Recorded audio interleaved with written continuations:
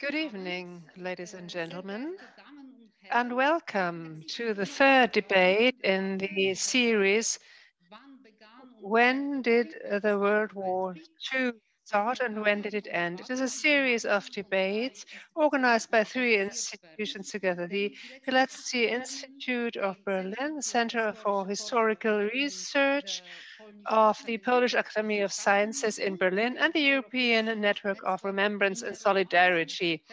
My name is Hanna Radziejowska. I am the director of the Pilecki-Institut in Berlin. So, tonight we are going to talk about the cultural heritage and the identity of Eastern Europe. The title of our debate is The End of Worlds? Question mark. And this relates to the consequences of the marching in of the Red Army onto the territory of the Second Polish Republic on 17th September 1939. Due to the secret addendum to the Molotov-Ribbentrop Pact, Hitler-Stalin Pact, Poland was partitioned by the Third Reich and Soviet Union. The consequences of this was a new European order that came up following 1945. Today, we are going to discuss the extraordinary heritage and the identity of this region. Ukraine, Belarus, and Lithuania are nations that today are also linked to this surely often complicated and difficult history. Before we start the talk, I'd like to present to you our lovely guests. We have Professor Eva Thompson, Professor Marek Cichocki, and Dr. Gerhard Gnauck.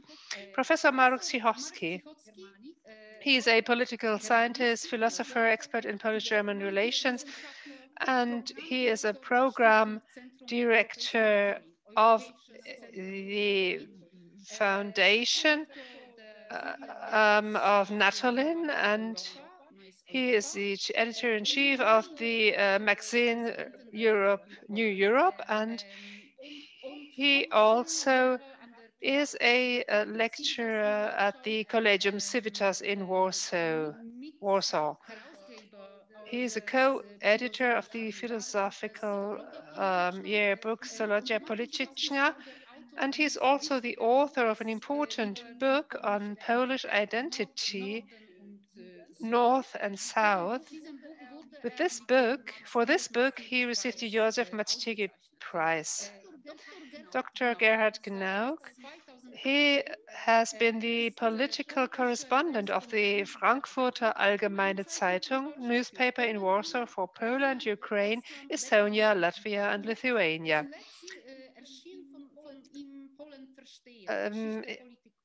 He published a book, Understanding Poland, History, Politics, and Society.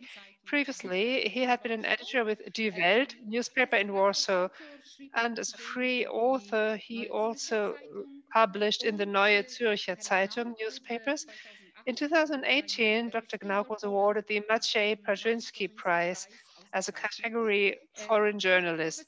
Professor Eva Thompson, she is research professor of Slavic studies and former chairperson of the Department of German and Slavic Studies at Rice University.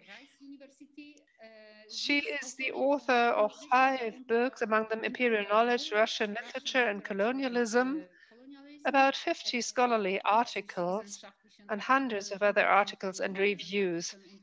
Her books and articles have been translated into many languages: Polish, Ukrainian, Belarusian, Russian, Italian, Croatian, Chinese, and many others.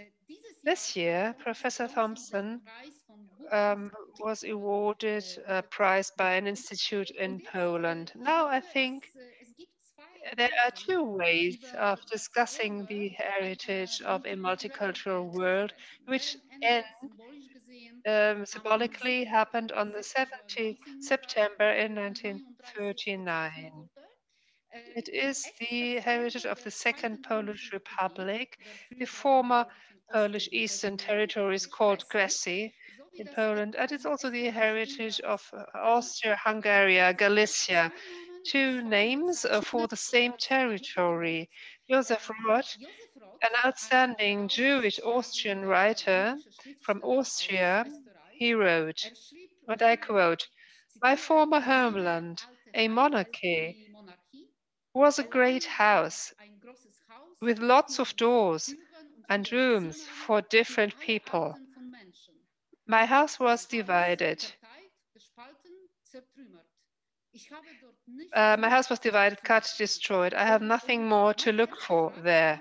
So my first question at the beginning, what can contemporary Europe look for in the borderlands in Galicia? What can Poles, Ukrainians, or Germans look for there? Perhaps Marek Cichocki.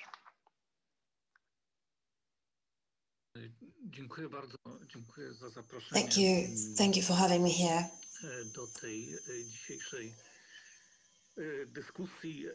Thank you for inviting me to that debate. Indeed, the topic is a huge challenge.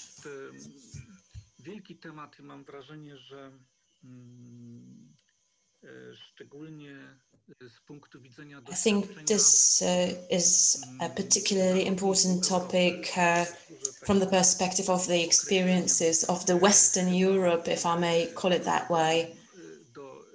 I think it was introduced to a common language by Andrzej Popkowski, a Polish writer. The experience that we are to discuss today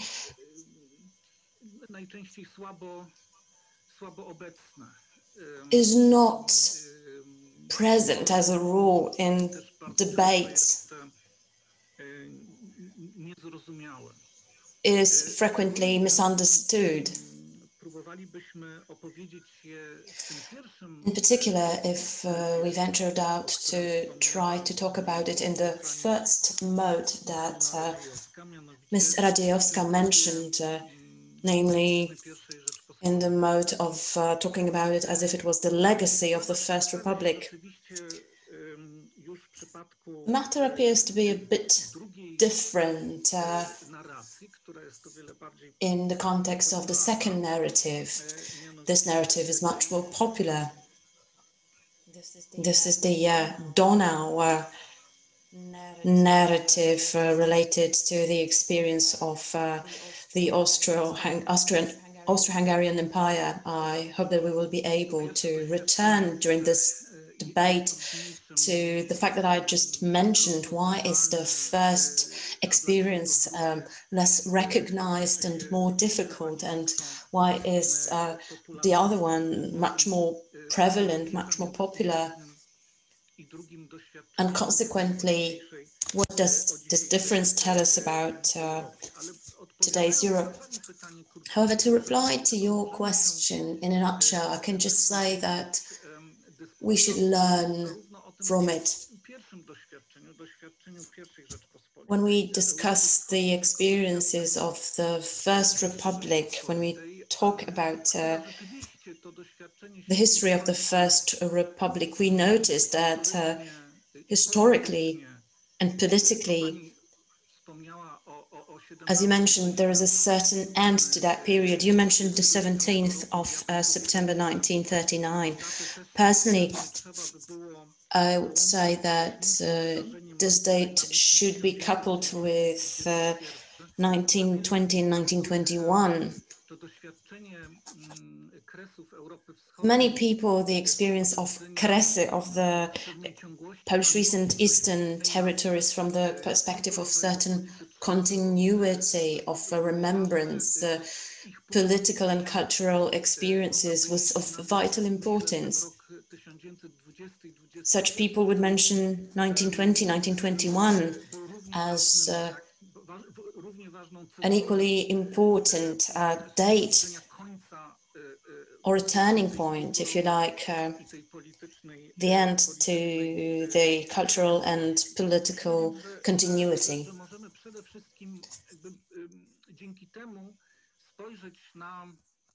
And I think we can look at the eastern part of Europe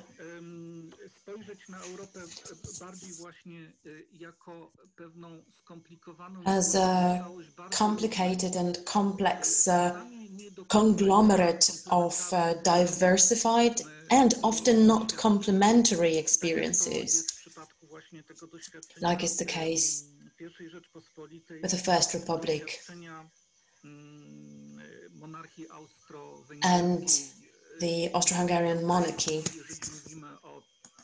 If we are talking about Eastern Europe, I gather we do it from the perspective of Galicia. This concept is not equivalent, and I will delve into that later on. It's not equivalent, quite on the contrary, it can be in conflict with the experience of the First Republic of Poland. Thank you very much. Dr. Gnauck, I would like to ask you exactly the same question. What could, for example, the Germans, what can they be possibly looking there for in the so-called Galicia or Kresy, the areas that used to belong to Poland? Well, I fear they don't have much that they could look for there. The same as the French, the British, or the Spanish. It's like Joseph Roth, in the very well-chosen quotation, mentioned that it used to be a house with many doors of the Austro-Hungarian monarchy. At the end of the century, when we talked about this common house, European house, this feeling of joint experiences, of mutual experiences that has maybe not been there anymore, this house as a metaphor for the Austro-Hungarian monarchy was something very pretty. This picture that underneath the same roof, all of the nations and all of the communities could realize their aims with their own land tax or little parliaments, etc. Today, those, whatever direction they come there from, they have to bring a lot of empathy with them, a lot of sensitivity, and loads of pre-knowledge, meta-knowledge, in order to see, to acknowledge what kind of legacy has been left out there. Some Germans are able to do it, and they might be coming to the Belarusian Grodno, and they see a castle there that a Saxonian king has built there, and it used to belong to Belarus and then to Poland, but it was a Saxonian king who was involved in it. Or they see different churches and synagogues, of course, because all of those religions and confessions were represented there. But it must be difficult for the people of today who go there to have, so I can't see an easy transfer of experiences. Professor Thompson, on 18th of September, Witkacy, Stanisław Witkiewicz, an avant-garde painter, writer, and poet in Jesiony in Polesie, he committed suicide. And Witkacy, like other artists and intelligentsia of this generation, like Czapski or Giedroyć, for example, Witkacy experienced the Bolshevik Revolution in the year 1917. And for him, the entry of the Soviets meant an apocalypse. For you, dear Professor Thompson, what is for you the symbol of this moment in the multicultural world and in the heritage? I understood half of it because the voices of the main speaker dominated the voice of the translator. So Mr. Gnauck's statement I understood a little bit because I looked at his mouth and I tried to understand the German. Thank you very much for inviting me here to begin with. And I'm pleased and honored to be a speaker after two very distinguished speakers, Professor Cichocki and Dr. Gnauck.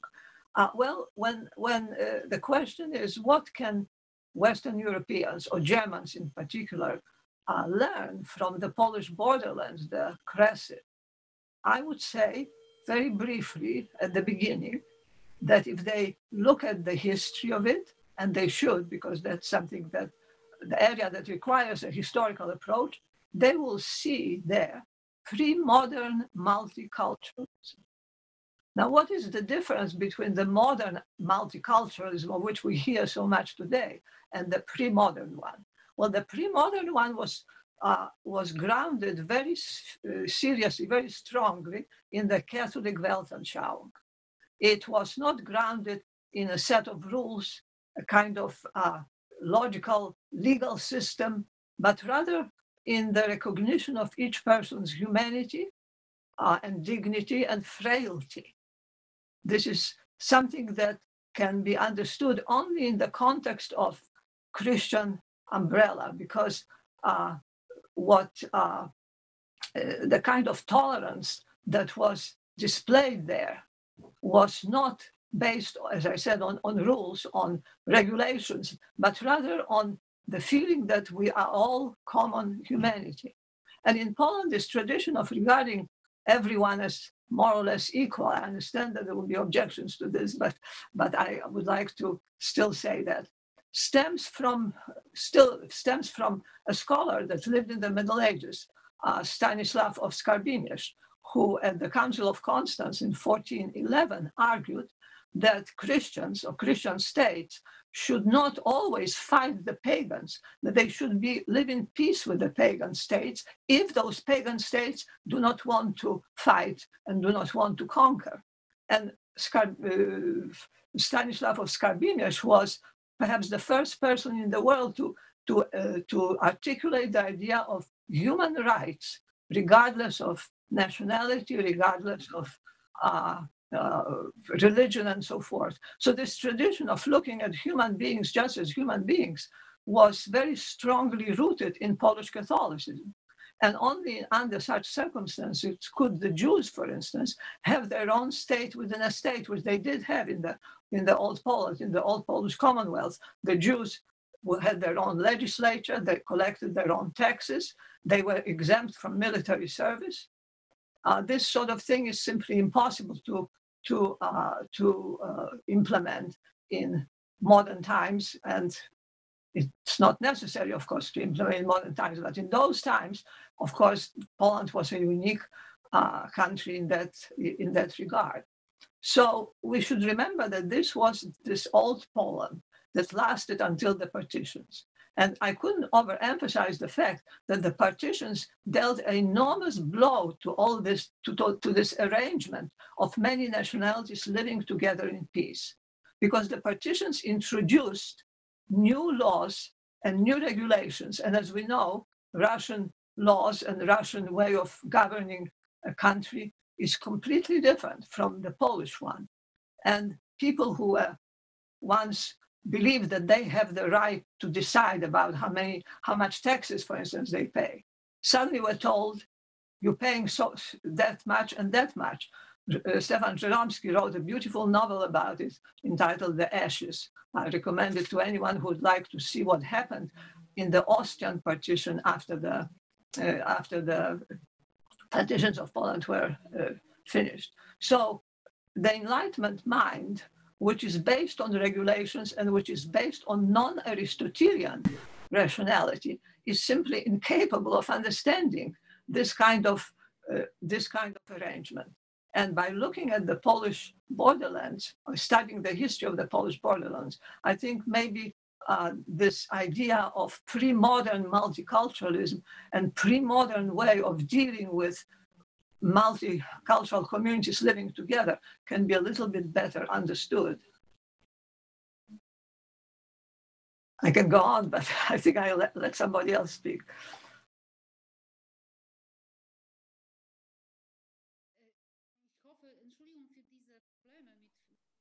I am very sorry for the technical issues.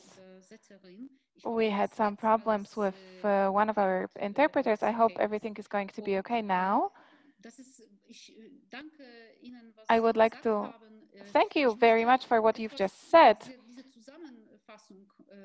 I would like to give a little conclusion about this, a little overview. In today's Europe, it is often believed that the source of wars and armed conflicts was and is nation and religion. And the political project of a modern and multicultural Europe assumes that nations and religions should rather be neutralized as a threat for peace and prosperity. In the Second Republic, the Second Polish Republic, the pre-war Poland, this multiculturalism was not a political project, but a rather natural situation. And multiculturalism, I think, was not in any opposition to nation or religion.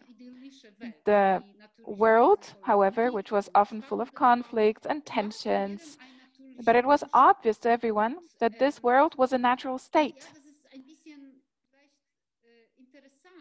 And it's really interesting if we try to imagine that for a citizen of Żokwa or another village next to Grodno, this is today difficult to be understood, but these cities, these villages, and these people who live there would have had difficulties that different cities could look in a way that would be more homogeneous, without Greek Catholic churches, without Armenians, without Germans or Tatars. Polish was the language of politics, but so-called, let's say, simple people sometimes spoke 3 languages, and many would be surprised to know so many of them. But they simply had to somehow communicate with their neighbors. So that was their reality. And of course, at the same time, and in these very areas, the very same areas, deep national processes were taking place. And the dreams of nations with their own state were being born at that time. And a question that I have, directed to Dr. Gnauck, is this argument about these areas that used to belong to Poland in the east, about Kresy, is this a dispute over the cultural heritage of multiculturalism? Can I ask this question in a way? Yeah, then I will have to ask you back to understand, is there a dispute over Galicia, over Kresy? What kind of a dispute do you mean? Okay. So who is disputing with whom? What do you mean here? I think that we hear, so if you say that there is no dispute,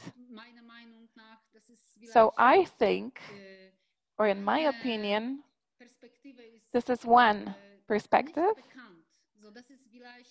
that is not maybe very well known. So this point of departure, the heritage of the Polish Eastern region that is not very well known, and at the same time, this Galicia as, and I think this is a typical and an important terminus for these regions. And maybe this is not a dispute, maybe that's not the right word, but maybe we should ask about the knowledge about this multicultural heritage that exists, and this was mentioned at the beginning as well. So you think there's no dispute? And you think there is that this knowledge exists. And when we speak about Polish heritage, then this would not be something that there is a dispute over. That's your perspective, right? I will try to turn this subject in the other direction. And I think I can think about one moment in which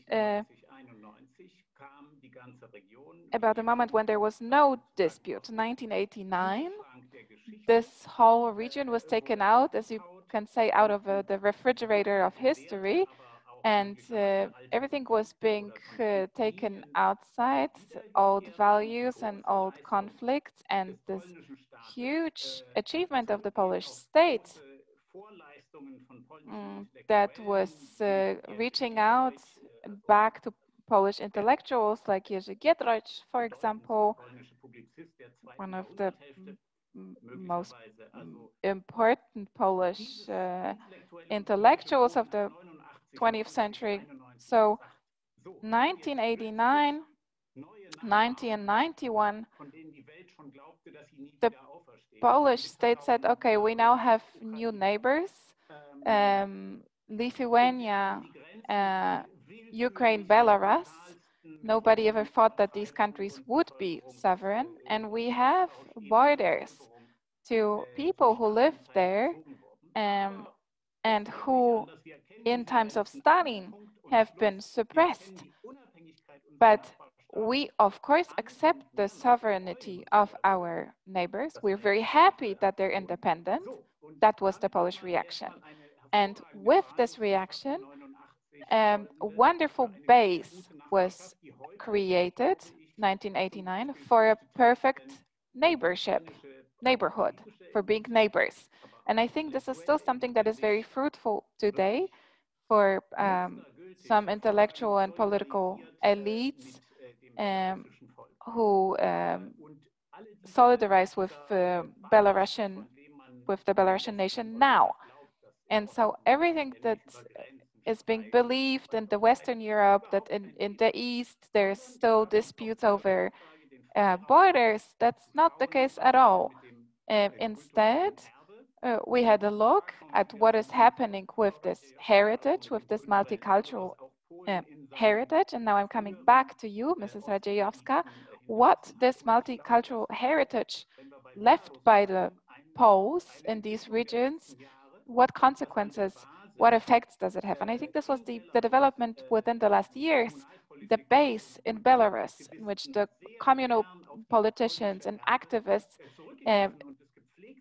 very often and with pleasure related to this Polish multicultural heritage and the role of this neighbor Poland back then for Belarus. And this role has not always been good. Like, for example, in the 1930s, when we had Ukrainian nationalists, Belarusian leftist activists, and then Poland that didn't know how to like, behave in this setting.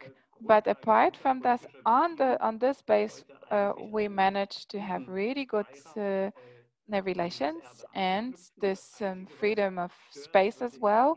And the only thing that is maybe disputable, I would say ironically now, are local media that make it to a huge subject where some kind of idiots, for example,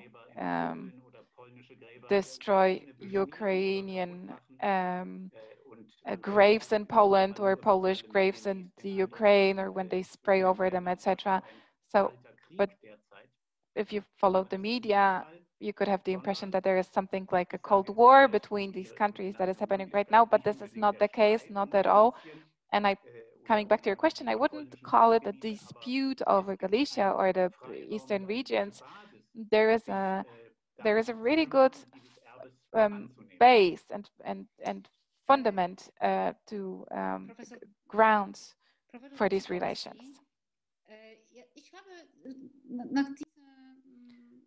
A question to Professor Cichocki, relating to what Gerhard Gnauck just said. In his book, there is a statement that Poland was hundreds of years, this is in the book of Professor Cichocki, Poland has been described as a country in the north for many hundreds of years. And this notion of Poland being in the east of Europe is something that appears in the 19th century during the partitions. So this dispute or this knowledge or lacking knowledge or this new discovery of these Austro-Hungarian or Polish heritage, did the former borderlands, Kresy, build Poland as a country of the north? What is the political and cultural understanding of the east of Europe, and what is the understanding of the north of Europe? I think this is an important and interesting question if we talk about these areas.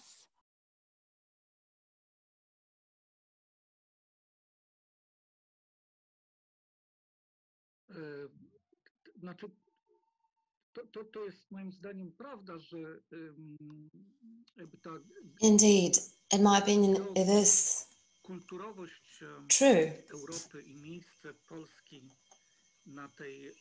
Geocultural character of Europe and the place occupied by Poland on the European geocultural map was a bit different, even back in the 19th century.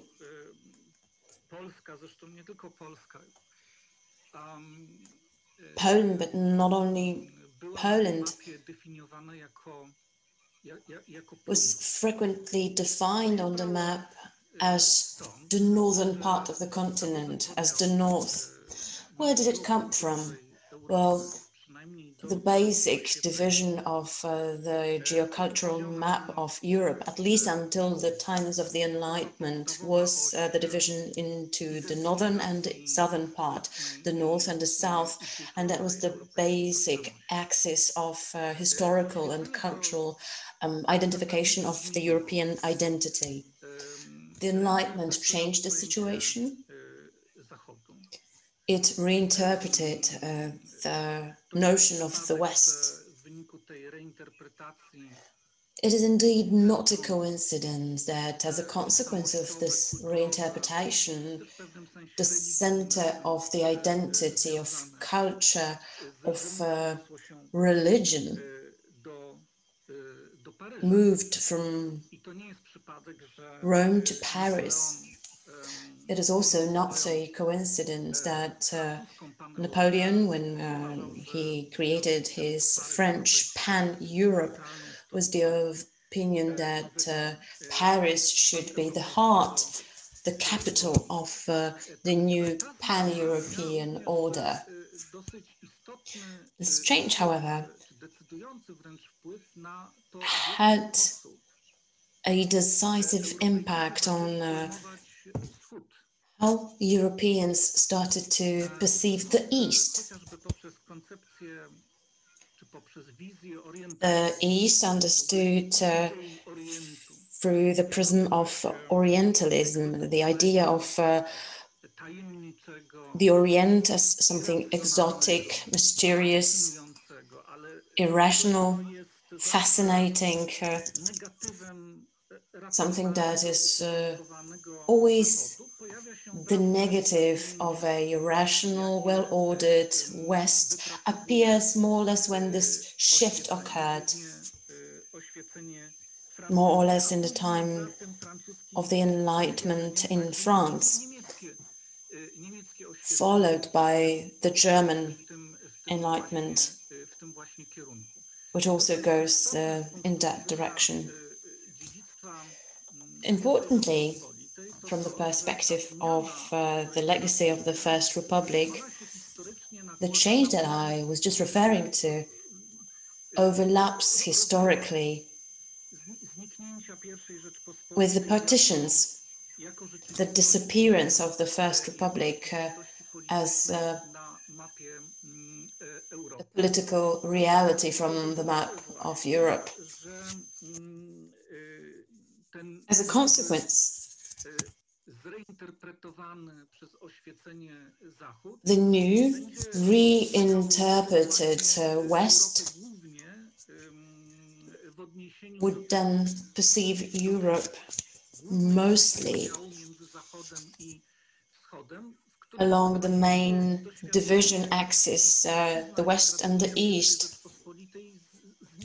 And in that context, the legacy and the tradition of the First Republic disappears. Between the West and the East, there is no room for Poland.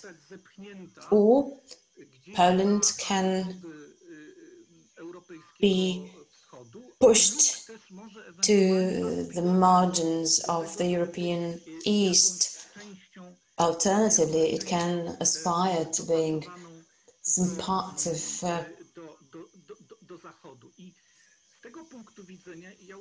the West. With that perspective in mind, I am of the opinion that there is a historiosophic and cultural conflict, dispute even, between these two experiences of the East.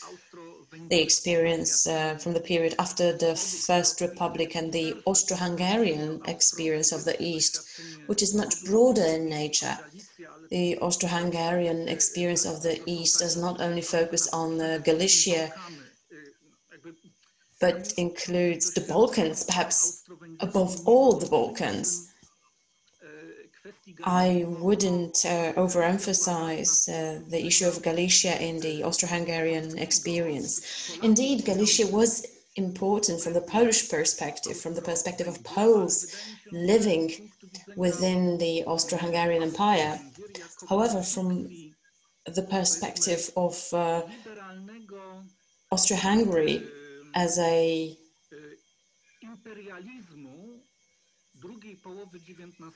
construct of liberal imperialism of the second half of the 19th century, Galicia was of secondary or tertiary importance. It is not a coincidence that within the Austro-Hungarian Empire, Galicia was a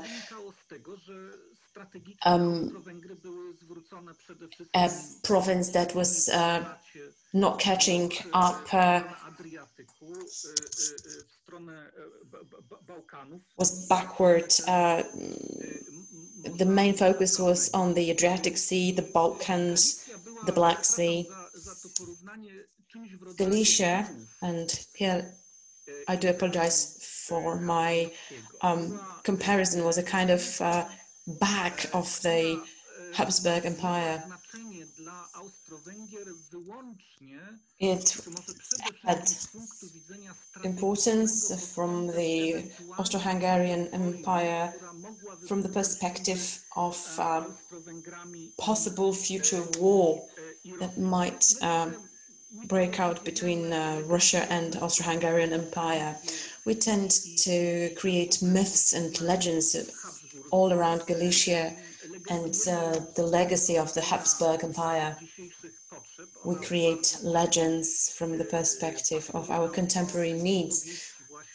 It fits within the narrative coming from the modern times of the liberal multiculturalism that can be compared to contemporary projects, such as, for instance, the EU.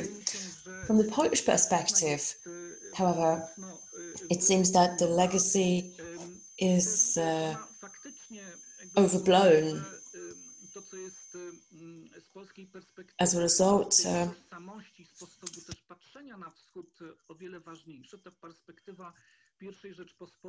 what is much more important from the Polish perspective is the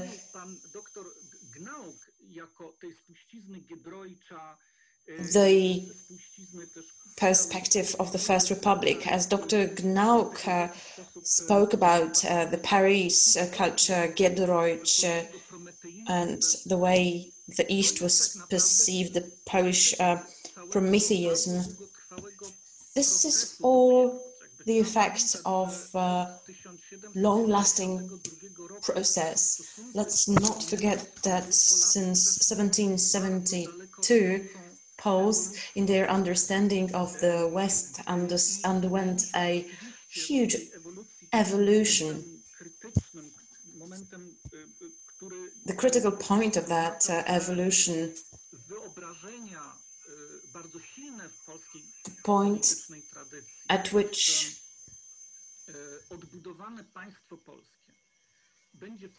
the belief, which was very strong back then, that the reconstructed Polish state will be capable of recreating a political, multicultural legacy of the First Republic within the borders from before the partitions. This dream collapsed for the first time in a very open way in 1920, 1921. What happened later, what happened on the 17th of September 1939, and what relates to Katyn and other places where Poles were murdered by the Soviets, and finally what happened in 1945 was the final confirmation that this dream of really reconstructing the political legacy of the First Republic ended. The dream ended in a bloodshed. And precisely from that perspective is it possible to understand Giedroyć and the mindset of people related to Kultura Paryska, Paris culture, and all those who were of the opinion that Poland simply has to come to terms with a certain situation in the East, that it should work on building independent and durable states of the Eastern Europe, independent Ukraine, Belarus, and Lithuania, which would be friends of Poland. This, however, was only an effect of a very long process that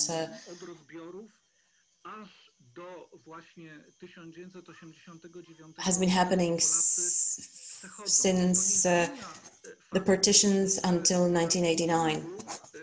This, however, does not change the fact that there still is a kind of identity or experience, if you like, of what Eastern Europe is. When we look at Eastern Europe, we look at it from the perspective of the experience of the First Republic and the evolution that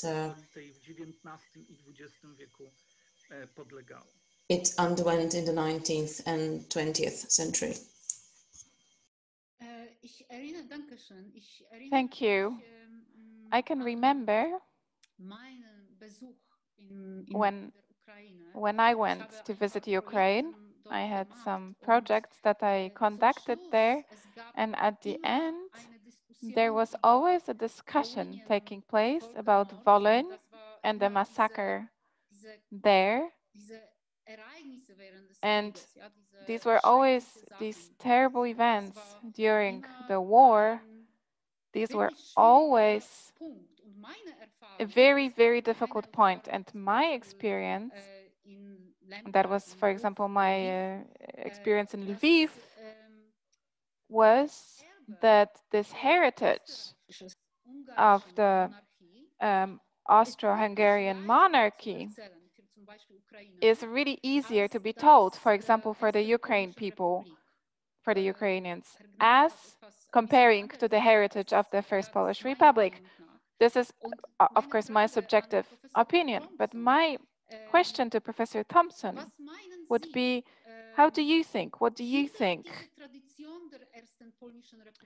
Is this tradition of the First Polish Republic, is this something that is that is hindering, that is making it difficult for these new nations to build their new states and their new national identities? Or is this tradition helping them, this tradition of the First Polish Republic? Is this something that is helping them, or is it something that is rather helping Galicia in this other context? I hope this translation was good and audible. I can sort of piece it all together a little bit, but my German is not good enough to understand really what you said. But what you are asking about is what is the situation there in those former borderlands now? Are the new nations? What is their attitude to the old Polish Commonwealth, if you wish?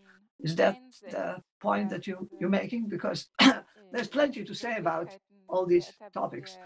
First of all, I would like to start with the following. When we talk about those areas, we really should make very strong caesuras between. I wanted to ask about this tradition. Is it something that is helping, or rather the opposite? This is my question. What do you think? Okay, well, it is. I cannot answer yes or no to that. This is just too complicated an issue. It's obviously something that happens very often to new nations. They sort of are put together from many pieces.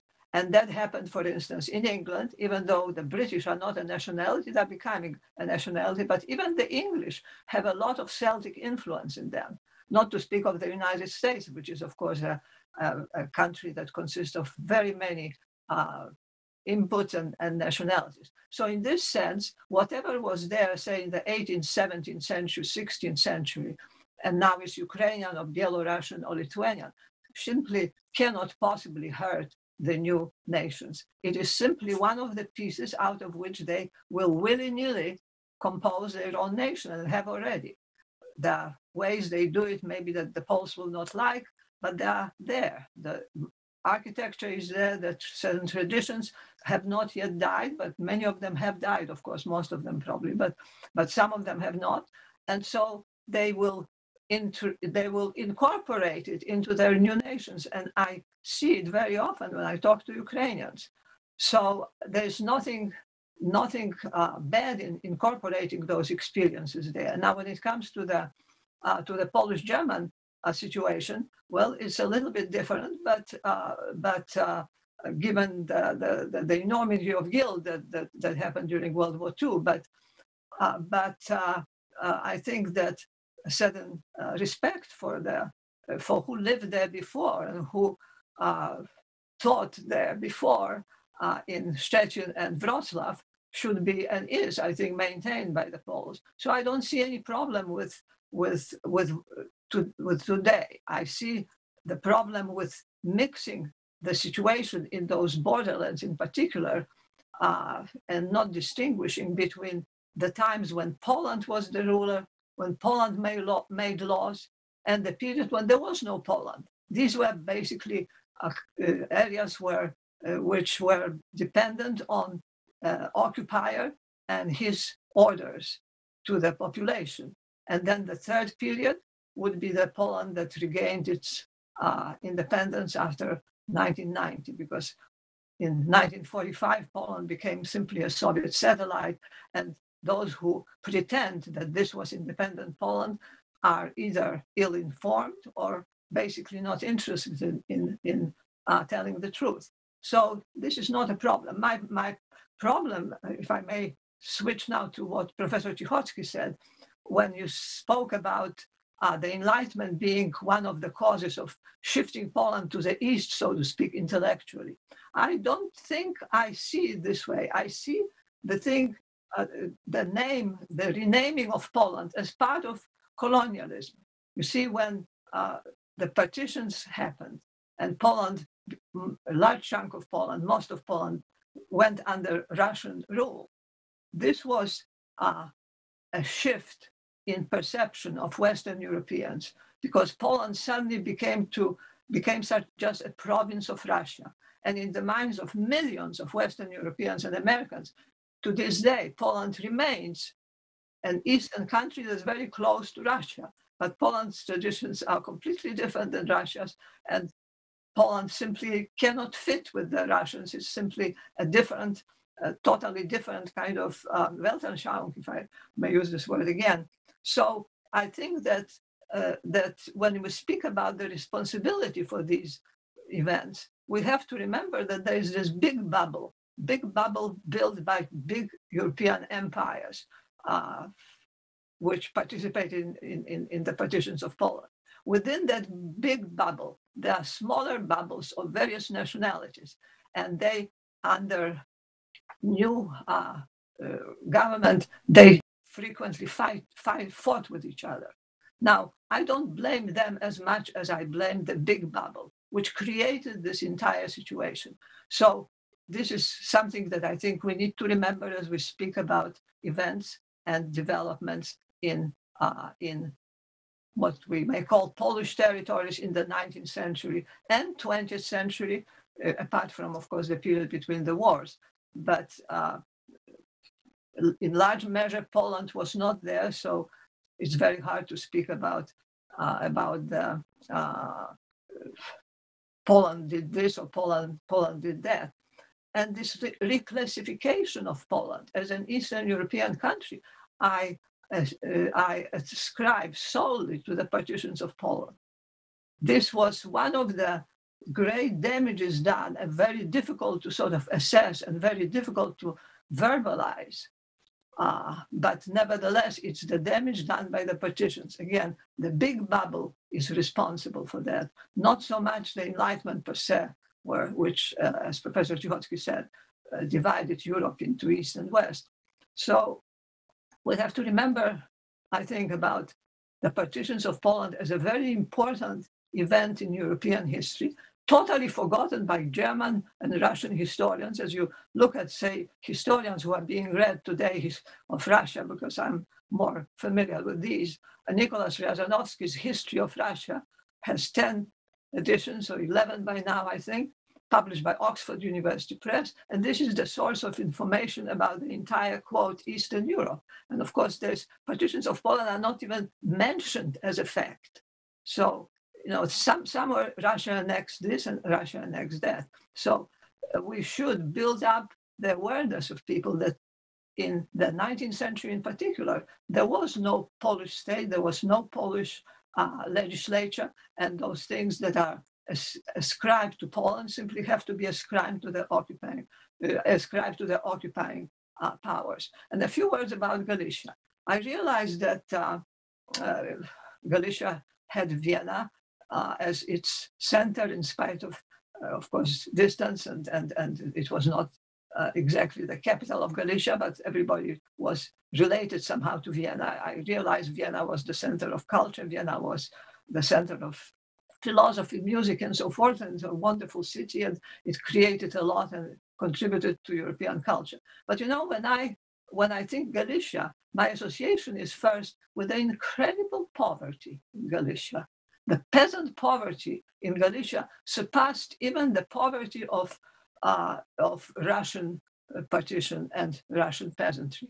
Polish Catholic peasantry, Orthodox peasantry, and Jews were incredibly poor. And this is the wave that then went to the United States and emigrated at the end of the 19th century, beginning of the 20th century, around World War I. So Galicia, again, you know, has two faces. One is the sentimental Galicia. Oh yes, in Galicia, we certainly didn't have the kind of persecution that, say, Poles and others had in those other two partitions. However, I recall that Franz Josef himself once redirected investment from Galicia to the German-speaking areas of the empire. So Galicia had absolutely no investment. It had no infrastructure. It had no banks. The first bank in Galicia was created by the Polish mayor of Krakow towards the end of the 19th century. And if you didn't have, if you needed a loan, you had to go to the Jewish Kahal, and the interest was not regulated, so sometimes you paid an enormous interest on that. So Galicia couldn't develop, and this was, again, the big bubble that created these these things. And I think we should remember about that. And so we speak about this past, about the 19th century. So we're a little bit in between Dostoevsky, between Joseph Roth and the Polish writer Witlin, who comes from these regions. And this is a question to everyone, maybe. How can this phenomenon of nascent nation states be described in the context of culture coming from many national, religious, and cultural sources? What is this heritage today? How can it be read in today's modern world? And I mean, today, if we look at these paradoxes, these new states, new nation states, new nation states, we see a mixture of very important personalities and books, etc., from these regions. I'm only guessing the question. I think those new nations are responsible for themselves. It's as simple as that. They take the certain things from the past, but they have to build their own. And I think if Poles visit, say, Lviv or Vilnius, they should rejoice over this new life that's going on there, because it's not a Polish city anymore. It's a Lithuanian city, a Ukrainian city, and they have to sort of accept that and, as I said, rejoice over what has been built in this city since. I mean, it's 3 generations almost from the war. It's time to forget about the fact that those cities were definitely Polish before the war. I mean, there was no Lithuanians in Vilnius at all. There were only 16% of Ukrainians in Lviv. So, you know, those things change enormously. And this is a fact, and, you know, get on with life, so to speak.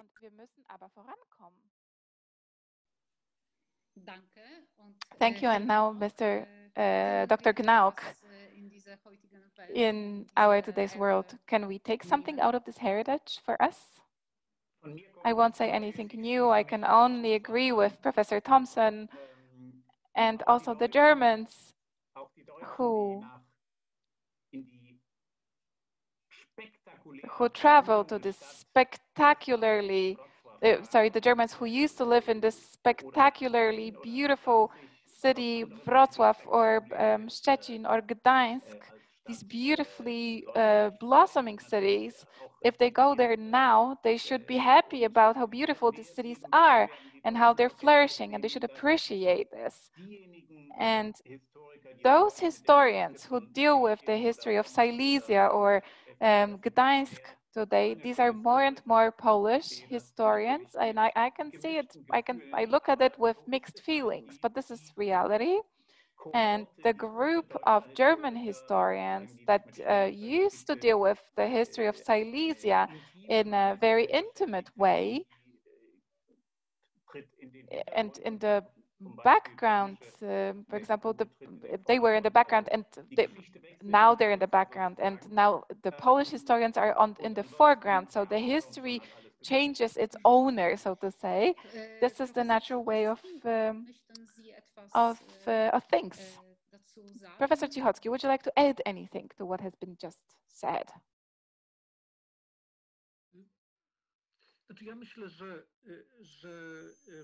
Well, I think that my perspective is slightly different. I look at it from the point of view of a long historical process.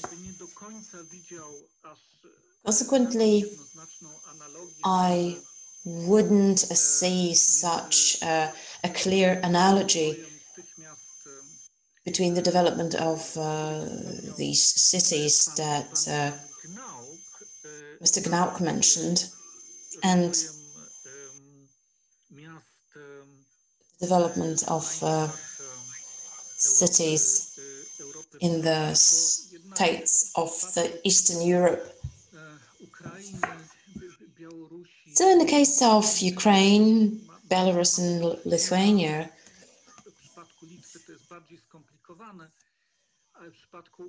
and in the case of Lithuania, it is a bit more complicated. Yet in the case of Ukraine and Belarus, we are dealing with a certain nation-creating process that developed greatly from the mid-19th century.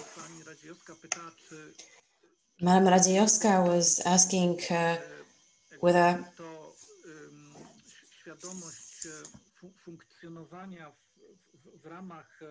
the very awareness of functioning within the framework of some old identity related to the First Republic facilitates or hinders us. I think it hinders us, and it is visible that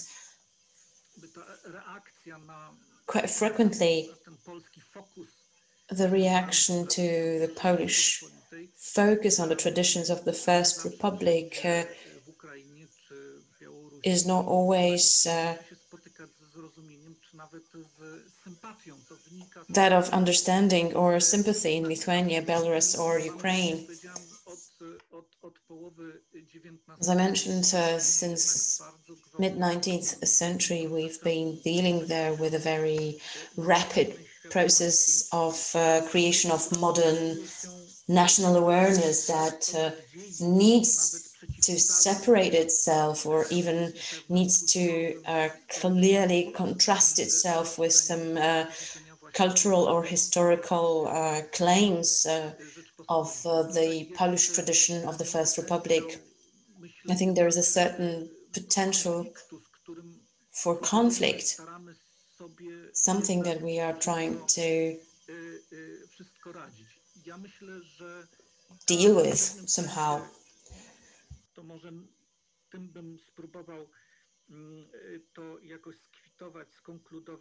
That would be my conclusion, actually. Professor Thompson is right. Right now, we are all responsible for our own deeds, for what we do. As a result, the Second Republic or Poland today are something totally different. The Second Republic was able to benefit culturally, intellectually from the living and authentic resources of the identity of the Kresy region, the Eastern territories. Currently, in Poland, after 1989, we see that it was a kind of a reflection, a phantom, a memory, a memory of the past. And today, from the perspective of the younger Polish generation, this is a world that belongs to the past. Although, and this is an interesting fact, it is revitalized in a different form in the younger generation, namely on the level of some tendencies related to freedom or the nation when they occur in Belarus or Ukraine. When something like that happens, the Polish younger generation seems to be miraculously related to it. We get engaged in that. We tend to feel a certain solidarity or unity related to the idea of the First Republic. The Republican understanding of freedom and a nation as a community that has the right to define itself. Maybe one more thing. If anybody from the audience would like to ask a question, please use the Q&A function in your Zoom window. Then there you can write your questions. I just discovered for myself, maybe this is not a question that should be asked should be posed to other countries. What does this heritage mean to them? But maybe this question should be asked to the Poles. Maybe the Poles should answer. What should they do? What do they think they should do with this heritage? How should they work it over, deal with it? We mentioned sentimentality a lot here. Maybe this is a problem that is important here. Maybe some signs for Poland, for Polish people, would be helpful, that there are certain links, connections with these areas, but what do we do with them? In Poland, until today, there is not a single museum or an area, a place where the history of these areas, history of Miłosz, Herbert, different poets, writers, etc. There's no place that would collect these people within this context, of this heritage of these Eastern regions, Kresy. This is only something that exists in our families, that is being carried over as a sentimental memory, as sentimental feeling. So what can we do with this memory, with this heritage in Poland? If you could maybe share your thoughts on this, Dr. Gnauck. When you ask like this, or if you ask like this, I would say that politically, we could say that this heritage should be transformed into a bridge to the nations and to the people who live in these regions today. This is something that I wish for Poland and for Germany. And partly this is working already, partly an inclusive, a joint engagement and memory of these areas exists. So not only like, you know, mixing in your own juice or sauce or your own resentiments and sentiments. No, there are actions and initiatives to work with this heritage, with this literary heritage, with this heritage in architecture, etc., and to use it as a bridge. Professor Thompson. I'm not sure I heard the question because I still... Never mind.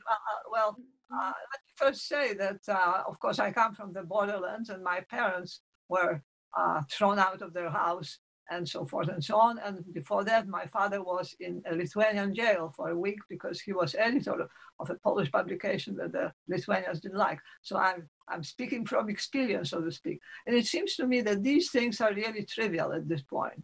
I think that I just don't see the problem at all. I see the heritage that is being built into the new state. I think that sometimes Polish republicanism, what Professor Cichocki mentioned, that makes Poles very interested in what's going on, say, in Ukraine and Belarus, doesn't meet with the same response from the other side, because they feel, you know, that this is Polish interference. It's like when Germans are instructing Poles what to do and how they should manage their affairs. This is how sometimes Ukrainians, Lithuanians are responding to this Polish goodwill, which to Poles seems to be goodwill. So I wouldn't overdo the interest in those countries. I would say just let them develop as they are. They will either succeed or they won't succeed, and one shouldn't over sentimentalize history. And I think we sometimes, especially in Poland, we do that sometimes. I don't know whether that answered your question at all, but these are my thoughts with regard to the flow of the discussion. Professor Cichocki, do you think that we should leave this history behind us, that we should maybe forget about it?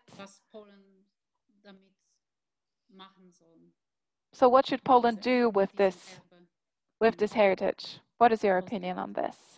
The heritage of the Kresy, of the Eastern Borderlands.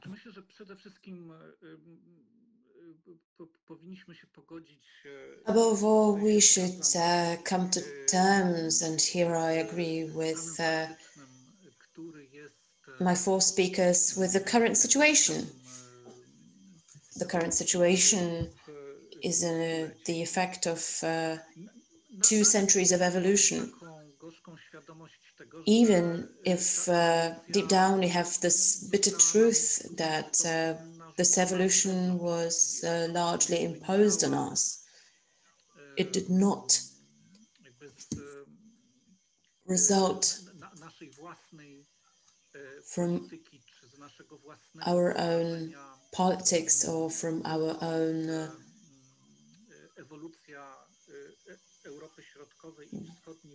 goals related to the evolution of the Central and Eastern Europe. Indeed, it seems to me that we are reinventing the wheel. Poles, in my opinion, are largely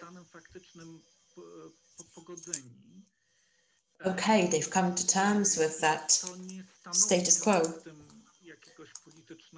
Therefore, it's not a political problem.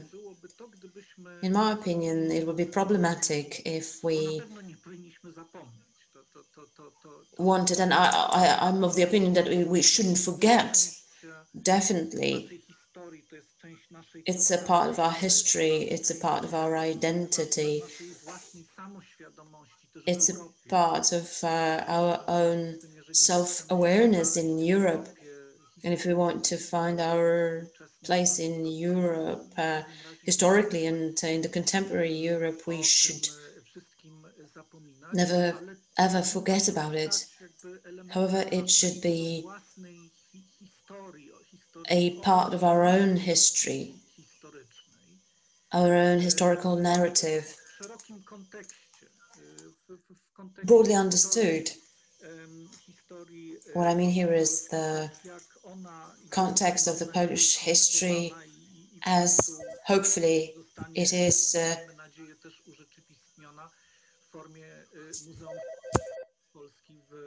presented and hopefully will be depicted in the Museum of the History of Poland in Warsaw.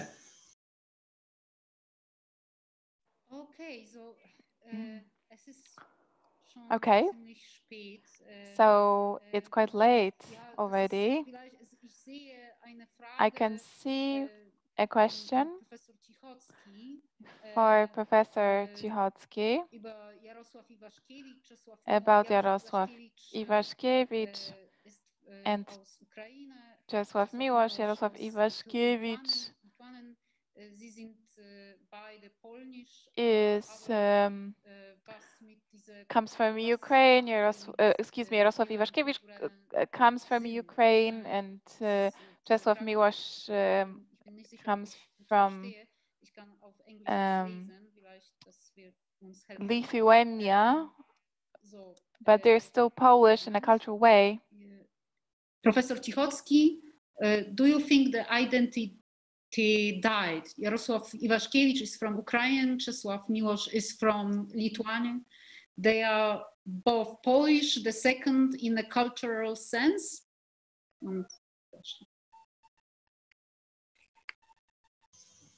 Czy w sensie kulturowym też? Well, the list can be expanded. You can add names to it. Add Szymanowski and many others.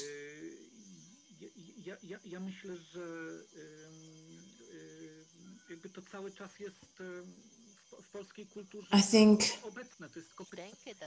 it is still present in the Polish culture. The only question remains, to what extent?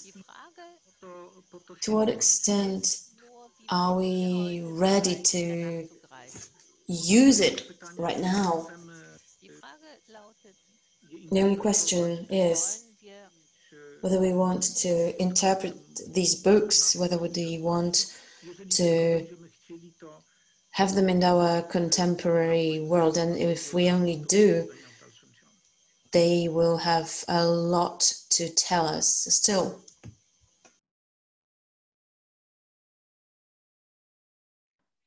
Professor Igor Konkolewski is asking, how can and should Jerzy Giedroyc's ULB concept be implemented in the current foreign policy of the Warsaw government in the context of the current situation in Belarus?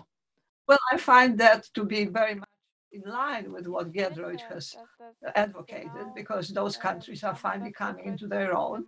Lithuania and Ukraine are really already not nascent nations. They are really already existing nations. You might call Belarusians a nascent nation. So I think what's going on is more or less what Giedroyc envisaged. Of course, there is none of this harmony that he also envisaged. There are many unpleasant incidents that happen both within those countries and vis-a-vis Poland, for instance, and other countries. But this is the normal thing in the development of nations. But there are also many good things, such as the Three Seas initiative, such as building the energy corridor north-south, which will tie up all those nations from the Baltic republics all the way to Romania and Bulgaria. So I think things are developing rather positively. The big question is, of course, what Russia will do and whether it will reconcile itself to the idea that if a nation wants to be sovereign, it should be granted sovereignty. We know it didn't happen in Chechnya, but maybe it will happen in Belarus.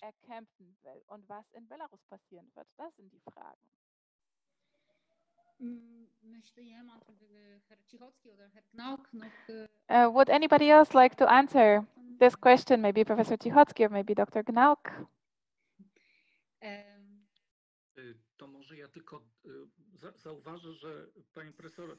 If I may, Professor Thompson listed, I guess for the very first time during today's debate, during almost 90 minutes,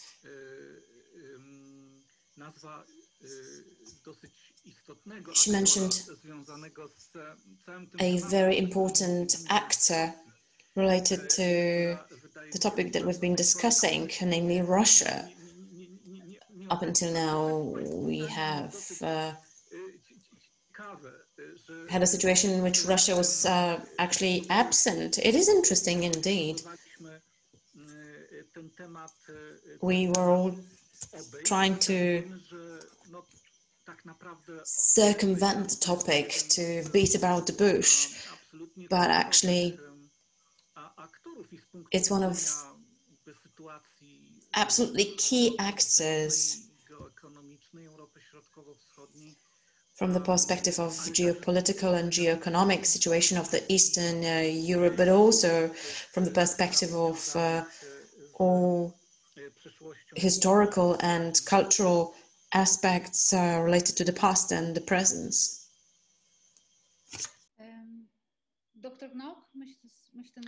Dr. Gnauck, would you like to add anything to this? No. I think this journey that we took into these eastern border regions of Europe, eastern regions in Europe, I think it's maybe also difficult to speak about it all, because in my opinion, in Poland, this is true, we have this sentimental approach, sentimental connections and relations. Maybe until this day we had no museum. Now we have a museum of the Polish history, and maybe this will become a place where this difficult but also important and beautiful history will find a place for itself. But I think this whole topic is difficult, and this heritage maybe the fact that it's not very well known. And I'm not I'm not saying in general in Europe, but also in Poland or within Poland. And maybe this is the question, how we should deal with this heritage. So thank you so much for being part of this discussion. I would like to thank our participants, Professor Eva Thompson, Professor Marek Cichocki, Dr. Gerhard Gnauck. I would like to thank our interpreters and the entire team of the Pilecki-Institut. And of course, at the end, I would like to thank the European Network Remembrance and Solidarity. And I also thank the Center for Historical Research of the Polish Academy of Sciences in Berlin. And I wish you all a nice evening and thank you so much.